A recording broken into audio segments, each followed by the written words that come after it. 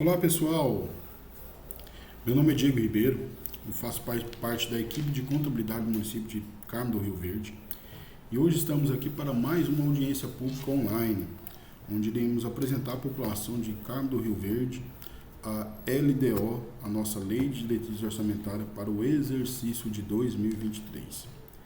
E antes da gente falar da nossa LDO, não tem como não falar de planejamento. E aqui tem um conceito simples de planejamento. O planejamento ele consiste em estabelecer com antecedência as ações pré-estabelecidas, estimando os recursos a serem utilizados e atribuindo as responsabilidades para atingir o objetivo fixado. Ou seja, o planejamento ele determina um objetivo e qual que é o meio que eu vou fazer para alcançar esses objetivos. E para fazer isso, tem alguns critérios e importâncias para a elaboração disso. Aqui eu citei 3, mas são vários. Esse eu achei mais importante. Primeiro, a gente tem que identificar um problema e desse problema gerar um programa. Então, a gente identificamos esse problema, a gente vai selecionar de como iremos resolver esse problema. Eu vou dar o exemplo aqui de uma escola. Às vezes, numa determinada região do município, não tem escola. E as pessoas que moram naquela região, ela tem que sair das suas casas, andar 10, 20 quilômetros para ir na escola mais perto, não é verdade? Então, isso é um problema. E como vamos resolver esse problema? Fazer uma escola, não é verdade? Então, a gente vai planejar para fazer uma escola naquela determinada região. Então, a gente identificamos um problema, então a gente já deu um norte de como resolver. Como resolver é fazendo uma escola. Agora, eu vou priorizar essas ações dentro do meu projeto, programa que eu vou colocar no meu PPA, no meu planejamento. E para isso, eu tenho que estimar o tempo. Qual que é o tempo que vai acontecer para executar isso, para alcançar isso? E qual será o investimento que eu vou fazer para que isso aconteça? Quanto que eu vou gastar? Quanto que o município vai gastar? E também fazer uma análise de risco. O que seria isso? Eu vou fazer uma escola, mas eu vou buscar convênio federal, porque a escola vai ficar muito cara, então eu vou buscar lá um convênio federal. E aí? E se o convênio não vier? Qual que é o risco que você tem disso acontecer? E se isso acontecer, qual providência o município vai tomar? Então, assim, essa análise é muito importante, tem que ter. Isso se chama planejamento. E também na nossa Constituição Federal, lá no artigo 165, ele fala as 3 peças, as 3 ferramentas importantes da administração pública. A primeira é o plano plurianual, segundo a diretriz orçamentária, essa que a gente está falando aqui hoje, e o orçamento anual. Então, essas 3 peças é o planejamento municipal. Então, o município tem que ter essas 3 ferramentas. Essas ferramentas têm que sempre uma depender da outra. Sempre tem que caminhar juntas. Isso se chama planejamento municipal. E aqui vem falando qual é o papel de cada uma. Qual que é o papel do meu PPA, qual que é o papel da minha LDO e qual que é o papel da minha LOA. Então, lá no meu PPA, eu defino quais diretrizes, objetivos e metas para a administração. Isso eu faço no período de 4 anos. Então, o PPA ele é para planejar. A peça dele é planejar. Aí depois vem a nossa LDO, que é a que a gente estamos tratando aqui hoje. Qual que é o papel dela? Primeiro, ela dita as regras para a elaboração do meu orçamento para o exercício de 2023. E pega essas prioridades e metas lá do meu PPA. Ou seja, lá no meu PPA, ela pega essas prioridades que estão lá no meu PPA, metas do governo, e coloca para aquele determinado ano. E depois, ou seja, ela serve para orientar. O papel da LDO é para orientar. E depois vem a nossa LOA, que é onde estima, que onde a prática acontece, que é a execução daquele problema, a licitação que vou fazer para construir aquela escola. Então, ela vem, estima a receita e fixa as despesas daquele determinado ano com as prioridades que estavam lá no meu PPA e as regras estabelecidas na nossa LDO. Então, assim, a LOA ela serve para executar. Então, essas 3 peças é o orçamento municipal, é o planejamento municipal. Essas 3 peças, uma depende da outra, né? Isso se chama planejamento da administração pública. E aqui tem um ciclo, né? Como serão essas peças encaminhadas para a nossa Câmara? Primeiro, temos a LDO aí, que a gente temos um prazo aí, o município tem um prazo até dia 15 para enviar um projeto de lei da LDO para a Câmara. A Câmara, por sua vez, tem até o dia 17 de julho para aprovar e mandar para o Executivo sancionar a lei. O nosso PPA e a nossa LOA, o município tem um prazo de enviar isso para a Câmara até o dia 31 de agosto e a Câmara, por sua vez, até o dia 22 de dezembro para encaminhar isso de volta para o Executivo sancionar a lei. Esses prazos estão definidos na Constituição, salvo na lei orgânica do município. Se na lei orgânica do município tiver esses prazos definidos que for diferente da Constituição, vale o que está na lei orgânica do município, que não é o caso de Carmo do Rio Verde. E aqui, por fim, o plano diretor, né? Então, a gente fizemos o nosso PPA lá em 2021 para vigorar, né, nos 4 anos seguintes.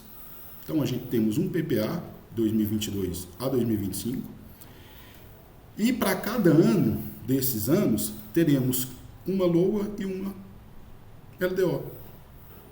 Então, no meu PPA, que é de 2022 a 2025, teremos 4 LDOs e 4 LOAs, né? Então, esse é o ciclo das ferramentas orçamentárias. E agora viemos falar agora da nossa lei de diretriz orçamentária, que é a nossa LDO, para o exercício de 2023. Então, a LDO é uma lei anual em que o governo federal, estadual e municipal estabelece dentre os programas incluídos no meu PPA. Ou seja, ele pega lá um programa que está lá no meu PPA, né, gerado através de um problema, e traz como prioridade para aquele determinado exercício e execução daquele na minha LOA. Então, isso é a nossa LDO. E qual que é o conteúdo que tem que ter? Primeiro, a fixação de prioridades e metas, ou seja, ele pega isso lá do meu PPA e traz para o exercício que eu estou fazendo. Ele traz orientação para a elaboração da minha lei orçamentária e também tem que ter, caso o município queira fazer alteração na legislação tributária, tem que ter essa autorização. Estabelecer políticas de aplicações de agência, ou seja, se o município quiser fazer uma operação de crédito para algum investimento na cidade de Carmo, tem que ter isso previsto na minha LDO. Se o município quiser fazer algum concurso público, aumentar o salário, criar cargos, enfim, alterar plano de carreira, eu tenho que ter essa previsão na minha LDO. E também tem que ter o equilíbrio entre receita e despesa.